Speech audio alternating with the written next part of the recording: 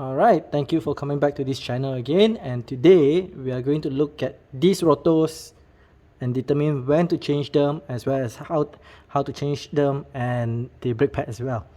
Alright, so let's get to it. Okay, so the first thing you need to know is what is the actual thickness of your disc rotor, as well as what is the minimum thickness. So you can actually Google this online. So what I'm gonna say here is for the Proton Inspira, or aka Lancer 08 as well, the thickness when it's new is 26 mm, and the minimum thickness, alright, you can actually read it over here. Alright, it's stated here 24 minimum. Okay, not sure if you can see it. Alright, so let's measure this. Okay,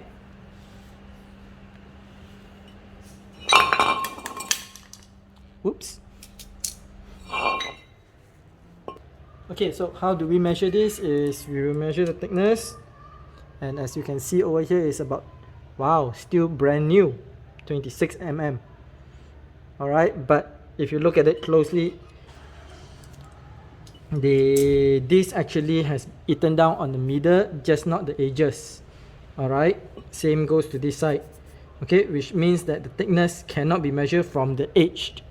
Alright, so what we do is we have 26 mm and we need to minus off the difference. So in this case, this is about 1.3 on this side.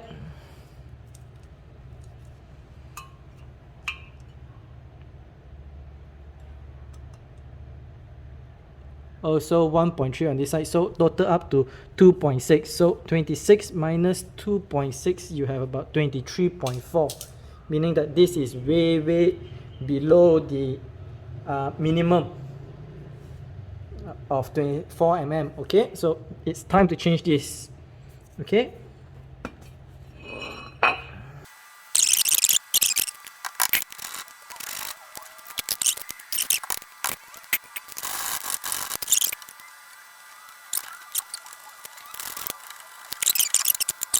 so it's showing 26, but like I said, if you look at it closely, let me see if I can zoom this in. Right, you look at it closely, there's a gap here already, so it's actually went inwards.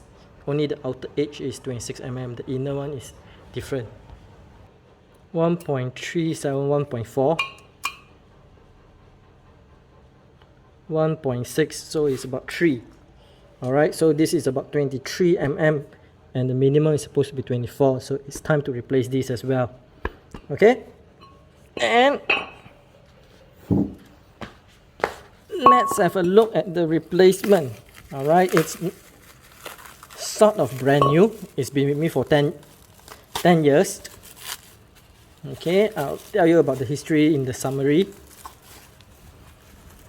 but let's see the thickness of this.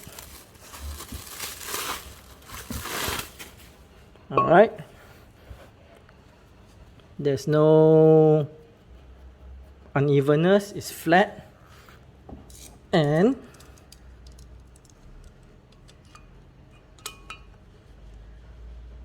it's 26, so this is practically brand new.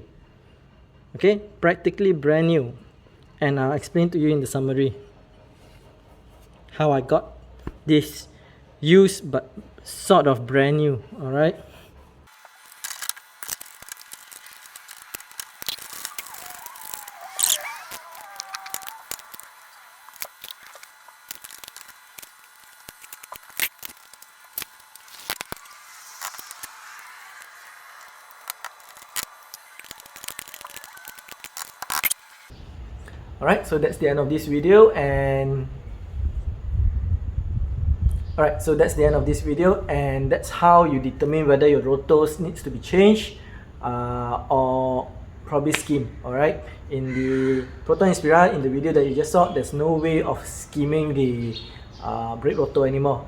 Alright, because when you skim, you take up some thickness from the rotor itself, and as you can see and measured just now, the rotor is too thin already. Alright, it's way beyond the minimum of 24 mm.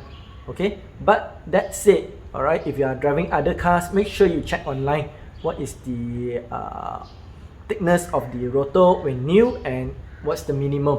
Alright, if not, just flip around your rotors, it should say what's the minimum thickness. Alright, if it's very near to the minimum thickness or it has already gone past the minimum thickness, my recommendation is to actually replace the rotor. Alright, because it has become so thin that it is very easily warped or bent. Alright, maybe not crack. Alright, unless you start drilling holes in it, then that's a different story. Okay, so let's talk about costs. Okay, the rotors, there's a history to the new rotors that I got. Alright, I bought it off another Proto Inspira owner who just got his car. Alright, he used it less than 2 weeks and he changed it to a bigger rotor with bigger calipers. Alright, so it was only used for about a week or two, and I got it from him for pretty cheap, about 150 ringgit, but that was 10 years back. Alright, so I've kept that pair of rotors in my storeroom for 10 years. That's why you see it's wrapped in cling wrap and the cling wrap is a bit rusted. Alright, so I've been driving the car around for the last 1 week. Yes, it has been a week since I recorded this video. So yeah, what I can say is working very well, just like how it should. Alright, there's no brake fade, there's no lack of stopping power, there's no vibration or anything. Okay, brake pad wise, I've used pretty cheap brake pads. I think it's TRW. It costs about 120 ringgit for one pair. Okay, I do know that in one of my previous videos when I was changing the brake pads for this car, I did say that there is a plan for me to go into big brake kits, right, BBKs. Okay, but I've decided against it. Okay, let's talk about BBKs. Okay, if you get the cheap ones, those are imitations. There are a high possibility of the caliper leaking, developing micro cracks and leaks. Alright, that's not something I want to happen when I'm driving a car. Alright, malfunctioning brakes is not funny. Okay, the originals are expensive. Alright, above 10k. The Recon originals a bit sketchy, unless you get it from a reputable model. Alright, and the most important thing is when you up the size of your rotors, okay, you have to also think on your maintenance costs. Your brake pads will be more expensive, a bit harder to find as well, and the most important is your spare tire might not be able to fit those rotors. In example, if I were to change to a 355mm rotors on this, alright, my spare tire is 16-inch, it will not fit. Alright, and if I realize that too late, I'm basically stuck at the side of the road. Alright, okay, this DIY, how long it takes? Alright, pretty fast actually. 10 minutes per side at most. Okay, yeah, I guess that's all there is to talk about. Alright, so as usual, make sure you hit the subscribe, the like and the bell button. Alright, and if you have anything to say, comment down below and I'll reply you as soon as possible. Alright, till next time, I will see you again.